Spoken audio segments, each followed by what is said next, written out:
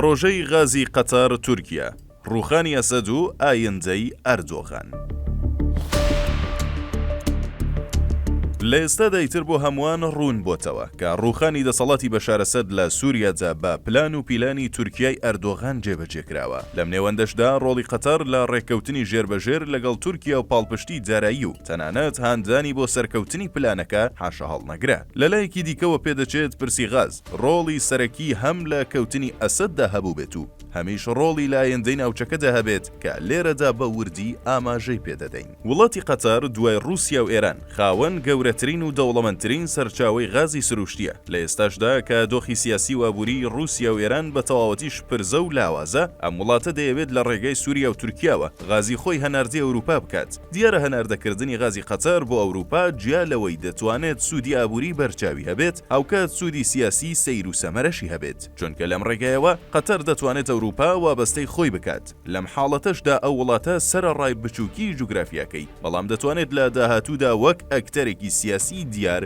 لە ناوچەکە و جیهانیش دەرکەوێت. قەتار بە ڕێککەوتن لەگەڵ تورکیا لە ساڵی 2009 ویستی لە ڕێگەی عەرەبستان و سووریاوە غازی خۆی هەناردەی تورکیا بکات و لەوێشەوە بیگوازێتەوە بۆ ئەوروپا. بۆ ئەم مەبەستەش نزیکەی 13 میلیارد دۆلار تەرخان کرا. بەڵام ئەم پرۆژەیە بە فیتی رووسیا و بە تایبەت تاران لەلایەن بەشار ئەسەدەوە هەر لەو ساڵەدا ڕەتکرایەوە و فەشەلی هێنا. هەر بەم بۆنەوە تورکیا و قەتار بە تەواوی لە ئەسەد نیگەران و نائومێد بوون. ڕوون و ئاشکرایە تورکیا لە ڕووی سەرچاوەی وزە بە تایبەت نەوت و غاز زۆر لاواز و فەقیرە. هەر بۆیە دەیەوێت لە ڕێگای گواستنەوە و بە سەنتەرگردنی خۆی لە پرسی وزەدا جالەوەی بەشە وزەی خۆی بە بەلاش دابین بکات، هاوکات لە ڕووی ئابووری و سیاسیشەوە بەرژەوەندی تایبەت بۆ خۆی مسۆگەر بکات.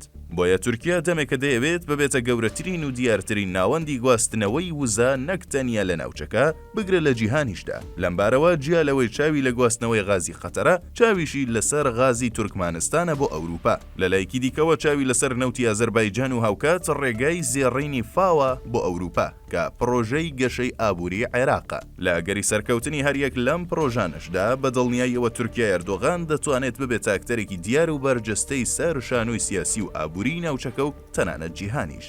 کەواتە بە ڕەچاوکردنی خەونی ئەنقەرە و بە تایبەت خولیای تورکیای ئەردۆغان بۆ هەناردەکردنی غازی ئەم وڵاتە بۆ ئەوروپا لە ڕێگەی خاکی خۆیەوە دەکرێت چیرۆکی ڕوخانی دەسەڵاتی بەشار ئەسەد و تەنانەت لاوازکردنی ئێران هەست پێ بکرێت و بزانرێت ئەردۆغان بۆچی دەستی بەم پلان و پیلانە کرد. لێرەوە پاش دژایەتی ئەسەد لە بەرامبەر پرۆژەی گواستنەوەی غازی قەتار بۆ ئەوروپا کە خەون و ئاواتی گەورەی تورکیای ئەردۆغانە، ئەنقەرە بە پاڵپشتی دارایی و بەهاندانی قەتار هەڵبەت بە هەڵکردنی گڵۆپی سەوزی تەلەڤیڤ و واشنتۆن کە ئەم دوو وڵاتەش بەرژەوەندی دیاریکراوی خۆیان هەبوو. ئەردۆغان دەستی بەم قومارە کرد و توانی لە ڕێگەی تەحریر شامەوە دەسەڵاتی ئەسەد بڕوخێنێت و ئەم لەمپەرە بە ئاسانی لا بدات کە زەمینە بۆ گواستنەوەی غازی قەتار لە ڕێگەی سووریاوە دابین بکات. دیارە یەکەم هەنگاوی تورکیا بە سەرکەوتووی بەڕێوەچوو. بۆیە پرسی زیندووکردنەوە و جێبەجێکردنی ئەو پرۆژە کۆنە واتە هەناردەکردنی وزە لە ڕێگەی سووریا و تورکیاوە بۆ ئەوروپا لە جاران گەرم و گوڕتر هەتا ئاراوە. تورکیا دەیەوێت لە ڕێگەی پەلەکردن لە پێکێنانی دەوڵەتی نوێی سووریا لەلایەک و لاوازکردن یان سڕینەوەی دەسەڵاتی هەسەدا بە زووترین کات ئەم پرۆژەیە دەست پێ بکات. کەواتە لە ئێستادا پرسیاری سەرەکی و بنەڕەتی ئەوەیە ئایا تورکیا لە بەدیهێنانی خەونی خۆ بە سەنتەرکردنی وزە لە ناوچەکەدا سەرکەوتوو دەبێت؟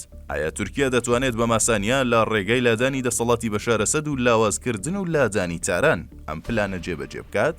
بۆ گەیشتن بە وەڵامیان پرسیارە دەکرێت باس لە چەندین بربەست و لەمپەری سەرەکی بکرێت کە لێرەدا ئاماژەیان پێدەدرێت. یەکەمین دانەیان کوردە. هەسەدا وەک نوێنەری کورد لە بەشێکی باکووری سووریا و باشووری تورکیا خاوەن دەسەڵاتە کە ئەم دەسەڵاتە دەتوانێت وەک لەمپەرێک لە بەرامبەر ئەم خەونەی ئەردۆغان ببینرێت. هەر بۆیان قەرە دەیەوێت تا دەست بەکاربوونی دارەی نوێی ترامپ لە ڕێگەی دەسەڵاتی تەحریر شام و تەنانەت هێزەکانی سوپای سووریا یازاتەوە ئەم کارە یەکلا بکاتەوە. بەڵام پێدەچێت تورکیا ئەمەی بۆ نەکرێت، چونکە ئەگەری زۆر کەمە واشنتۆن ڕازی بێت تورکیا دەسەڵاتی هەسەدا بە تەواوی تێک بشکێنێت. خودی هەسەدەش ئەوەندە لاواز نییە کە ئەنقەرە بتوانێت بەپەلە و لە ماوەیەکی کورتدا لە نێوی ببات.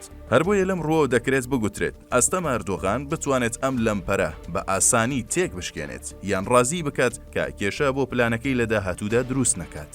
چونکە کورد نەک تەنیا بۆ واشنتۆن بەڵکو بۆ زۆر وڵاتی دیکەی وەک ئیسرائیل، عەرەبستان، رووسیا و تەنانەت قاهیرە و تارانیش وە کارتێکی جارە نووساز و زێڕین بۆ ئەستاندنی تورکیا سەیر دەکرێت. بۆیە پێدەچێت لە کوردخایەندا بەهۆی پەلاماری بەردەوامی تورکیا و هێزەکانی سەر بە تورکیا لە سووریادا کورد لاواز بێت، بەڵام بەڕەچاوکردنی بارودۆخی ناوچەکە لە ناوچوونی کورد وەک ئەکتەرێک و لەمپەرێک لە بەرامبەر ئەنقەرە و خەونەکەی ئەردۆغان ئەگەرێکی تەواو دوور و تەنانەت مەحاڵیشە.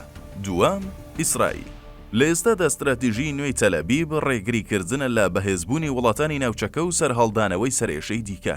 لەمڕۆوەی تر مەحاڵە ئیسرائیل دوای لاوازکردنی تاران و ڕزگاربوون لە هێزە هاوپەیمان و میلیشیاکانی ڕێگا بدات نەک ئەنقەرە بەڵکو هیچ وڵاتێکی دیکە جارێکی دیکە کێشە و سەرێشەی بۆی دروست بکات. کەواتە پێدەچێت تورکیای ئەردۆغان لە کوردخایەندا بەم پلانە لە هەردوو بواری ئابووری و سیاسیدا سوودمەند بێت، بەڵام لە درێژخایەندا بێگومان بە زیانی ئەو وڵاتە دەشکێتەوە، چونکە وەک پێشتر ئاماژەمان پێدا ئەستەمە تەلەبیب بەم ئاسانیە بچێتە ژێرباری بەهێزبوون و بە سەنتەربوونی تورکیا لە ناوچەکەدا. بۆیە ئەگەر ئێوە لە ئارەدایە ئیسرائیل لە داهاتوویەکی نزیکدا لە ڕێگەی ڕێککەوتنی ژێربەژێر یان تەنانەت ڕاستەوخۆ لەگەڵ ئیدارەی ترەمپدا ڕێگە بەم پلانەی ئەردۆغان بگرێت، هەر ڕێک بەو جۆرێکە پێشتریش ڕێگەیان بە جێبەجێکردنی هەناردەکردنی غاز و نەوتی ئازەربایجان و تورکمانستان لە ڕێگەی تاران ئەنقەرەوە گرت. جگە لەمانەش ئەستەمە تاران بەم ئاسانیە واز بێنێت و ڕێگا بدات تورکیا لە تەڕاتێن بەردەوام بێت. گرنگاوەش لەبیر نەکرێت سعودیە بن سەلمانیش هێشتا پڕە لە کینەی پرسی کوشتنی خاشوفتی و ئەگەری زۆر کەمە بە زلهێزبوون و بە سەنتەربوونی تورکیای ئەردۆغان ڕازی بێت، ئەگەرچی بە ڕواڵەت بزە بۆ ئەردۆغان و خەونەکانی دەکات، بەڵام بە دڵنیاییەوە لەگەڵ قاهیرەدا لە بریا سانکاری بۆ سەرکەوتنی ئەم پرۆژەیە بیر لە ڕێککەوتنی ژێربەژێر بۆ سەرنەگرتنی ئەو پلانەی تورکیا دەکەنەوە. کۆی ئەم چیرۆکە پێمان دەڵێت خەون و خولیای بەناوەندبوونی پرسی غاز ئەردۆغانی هاندا بیر لە ڕووخاندنی دەسەڵاتی ئەسەد بکاتەوە، لەم ڕوەشەوە وەک براوەی یەکەم دەرکەوێت و خۆی نیشان دەدات، بەڵام لە ڕاستیدا ئەم دەرکەوتن و خۆنیشاندانانە کوردخایەنە، بەڵکو ئەوە تەلەبیبە دەکرێت وەک براوەی یەکەم سیر بکرێت و خوێندنەوەی بۆ بکرێت، چونکە لە ڕێگەیان پلانەی تورکیاوە زەمینە بۆ سەرکەوتنی استراتیژیەکانی تەلەبیب ڕەخسە کە بریتی بوو لە لاوازکردن و بە پەراوێزخستنی وڵاتە زلهێزەکانی ناوچەکە، لەوانەش ئێران و تورکیا. کەواتە ئەگەرچی سەرەتای ئەم استراتیژیە نوێیەی ئیسرائیل بە لاوازکردن و پەراوێزخستنی تاران و میلیشیاکانی دەستی پێکرد، بەڵام بە دڵنیاییەوە بە تورکیای ئەردۆغانەوە درێژەی دەبێت کە واشنتۆنیش بە تەواوەتی پاڵپشتی دەکات. هەر بۆیە لە داهاتوویەکی نزیکدا دەبێت چاوەڕێی ئەوە بکرێت تورکیای ئەردۆغان لە براوەبوونیەوە شینی دۆڕان بگێڕێت، لەم ڕووەوە نەک تەنیا چاوەڕوانی کۆتایی خەون و خولیای بە سەنتەربوونی وزەی تورکیای ئەردۆغان بکرێت، بەڵکو دەبێت چاوەڕێی لاوازکردن و ئەتککردنێکی سەیر و سەمەرەی